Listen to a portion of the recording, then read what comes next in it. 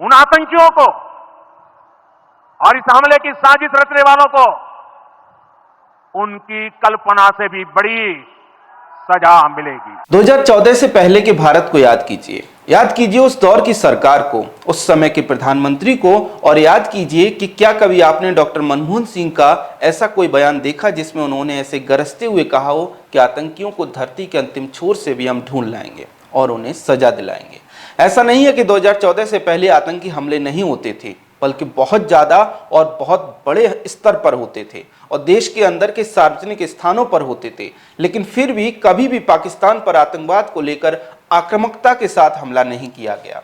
बाकी सभी हमले अगर हम छोड़ भी दें, लेकिन 2008 का मुंबई का हमला कैसे छोड़ दें, जब देश की आर्थिक राजधानी में कई जगहों पर पाकिस्तानी आतंकियों ने धुआंधार फायरिंग की थी और निहत्थे मासूम आम लोगों को गोलियों से भून दिया था, तब भी पाकिस्तान पर कोई पलटवार नहीं किया गया, आतंकियों पर कोई पलटवार नहीं किया गया। सरकार चुपचाप बनी रही। कांग्रेस के नेतृत्व वाली यूपीए सरकार कोई कार्रवाई न करने को अपनी उपलब्धि बताती थी, लेकिन देश के लोगों के लिए दौर एक बड़ी निराशा का दौर था। लोगों ने इस बात की उम्मीद भी छोड़ दी थी कि सरकार आतंकी हमले का बदला लेगी। 2014 के बाद वो उम्मीद देश में जागी है। इसलिए आज पहलगाम हमले में मारे गए लोगों के परिजन सरकार से कह रहे हैं कि इन 2% के आतंकियों को मिट्टी में मिला दो। जानते हैं कि ऐसा कैसे हुआ? पीएम मोदी की लीडरशिप के कारण। पिछले 10 साल में देश पर जब जब ऐसे हमले हुए हैं, तब तब पीएम मोदी ने देश की भावनाओं के अनुरूप फैसले किए हैं। आतंकी हमले के दौरान उन्होंने कैसे देश को नेतृत्व दिया है, इसको अगर आप रिवाइंड करके देखें तो समझ पाएंगे कि कैसे देश के अंदर ये आत्मविश्वास पैदा हुआ कि आज देश आतंकी हमले के लिए पाकिस्तान से बदला लेने के लिए व्याकुल हो जाता है। याद कीजिए 2016 में पाकिस्तानी आतंकी संगठन जैश-ए मोहम्मद ने जम्मू और कश्मीर के उरी में भारतीय सेना के बेस पर हमला कर दिया था। उसमें हमारे 19 सैनिक बलिदान को प्राप्त हुए थे। उसके बाद देश ने पाकिस्तान अधिकृत कश्मीर में सर्जिकल स्ट्राइक किया था। सीमा पार करके देश के सैनिकों ने पाकिस्तान अधिकृत कश्मीर में स्थित आतंकियों के ठिकानों को मिट्टी में मिला दिया था। इसके बाद 2019 में पुलवामा हुआ, जब सीआरपीएफ के काफिले पर पाकिस्तानी आतंकियों ने हमला किया तो इसका जवाब भारत ने पाकिस्तान के बालाकोट में एयर स्ट्राइक से दिया। और अब पहलगाम हमले के बाद एक बार फिर पीएम मोदी ने कह दिया है कि आतंकियों को, उनके हैंडलर्स को और उनके बैकर्स को पकड़कर सजा देंगे। जिन्होंने ये हमला किया है, उन आतंकियों को और इस हमले की साजिश रचने वालों को उनकी कल्पना से भी बड़ी सजा मिलेगी। सजा मिलकर के रहेगी।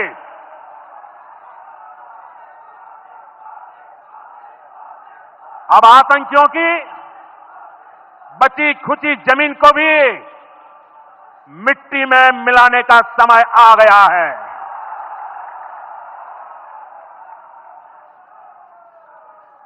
140 करोड़ भारतीयों की इच्छा शक्ति अब आतंकी आकाओं की कमर तोड़ कर रहेगी। पीएम मोदी का यह बयान महत्वपूर्ण इसलिए भी हो जाता है क्योंकि बिहार में खड़े होकर अंग्रेजी में भी उन्होंने ये बयान दिया है। Today from the soil of Bihar I say to the whole world, India will identify, track and punish every terrorist and their backers. We will pursue them to the ends of the earth. India's spirit will never be broken by terrorism. Terrorism will not go unpunished. Every effort will be made to ensure that justice is done. The entire nation is firm in this resolve. Everyone who believes in humanity is with us. I thank the people of various countries and their leaders who have stood with us in this time. आपने देखा बिहार के कार्यक्रम में अंग्रेजी में बोलकर PM Modi ने दुनिया को संदेश दे दिया है कि आतंकियों को छोड़ा नहीं जाएगा। सवाल है कि क्या कुछ बड़ा होने जा रहा है? क्या एक बार फिर भारत आतंकी हमले का बदला लेने की तैयारी कर चुका है?